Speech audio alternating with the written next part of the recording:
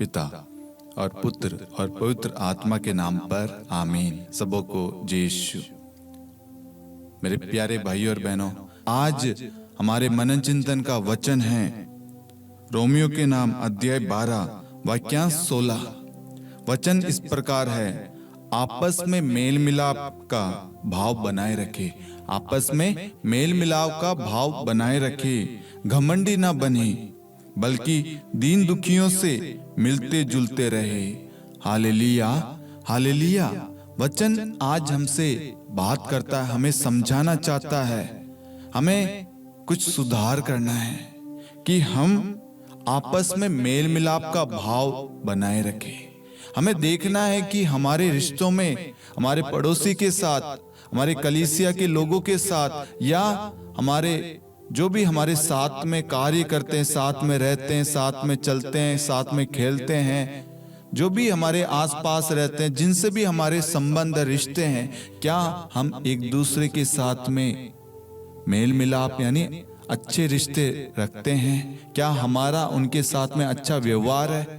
क्या हम आपस में मेल मिलाप का भाव रखते हैं? मतलब हमेशा जोड़े रखने का, हमेशा एक दूसरे को समझने का, एक दूसरे का साथ देने का।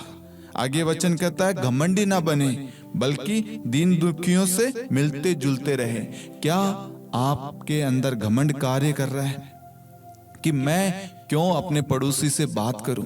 उसने तो मेरे साथ ऐसा किया था, वो तो मेरा बुरा चाहता था, देख आज वो बीमार है। अपनी गलती की वजह से हमें किसी को कुछ नहीं कहना। जिसने जो गलती की है उसके लिए हमें ईश्वर से प्रार्थना करना कि ईश्वर, उसने जो गलती की है मैं उसके लिए आपसे प्रार्थना करता हूँ, क्षमा मांगता हूँ।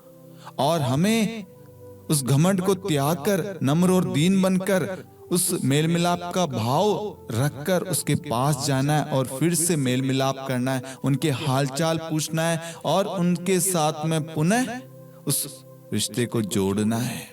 हमें अपने रिश्तों में, अपने आसपास में देखना है कि हमारे संबंधियों के साथ हो, हमारे रिश्तेदार हो, हमारे पड़ोसी हो, हमारे दोस्तों के साथ हो, या जो हमारे साथ में काम करते हैं, काम टीम हो या कोई भी हो, हम जानते हैं उस व्यक्ति को, क्या हमारा उनके साथ में अच्छा संबंध, अच्छा रिश्ता है? हमें समझना है, जानना है। ये अपने आप को जांचने का सुंदर अवसर है। क्या मैं कोई गलती कर रहा हूं? कहीं मेरे अंदर घमंड कार्य कर रहा है? मुझे मालूम है मेरा दोस्त बीमार है, लेकिन मैं मिलने नहीं जा रहा। सालों हो गए वो बेड पे है, उसकी घर की कंडीशन खराब है, आपको मालूम है, लेकिन सालों से आपकी पुरानी वो दुश्मनी, उसके नाते आप मिलने नहीं जा रहे। नहीं, एक मसीह व्यक्ति की पहचान मेल मिलाप करने वाला, प्रेम करने वाला, बुराई के बदले बुराई नहीं बल्कि बुराई के बदले भलाई करता है, और वह बुराई का परित्याग करता है प्रेम से, भलाई से। हमें भलाई करने वाला, दूसरों को स्वीकार करने वाला, दूसरों पर दया दिखाने वाला, नम्र और दीन बनने वाला, दूसरों से मिलने जुलने वाला व्यक्ति बनना है। यहाँ पर वचन कहता है कि घमंडी ना बने, बल्कि दीन दुखियों से मिलते जुलते रहे। हमें देखना है, समझना है, क्या मैं उनके साथ में मिलता हूं, उनके साथ में टाइम स्पेंड करता हूं, या उनकी बीमारी में, उनकी परेशानी में, उनकी कठिनाई है, उनके दुख में क्या मैं उनका साथ दे रहा हूं या नहीं?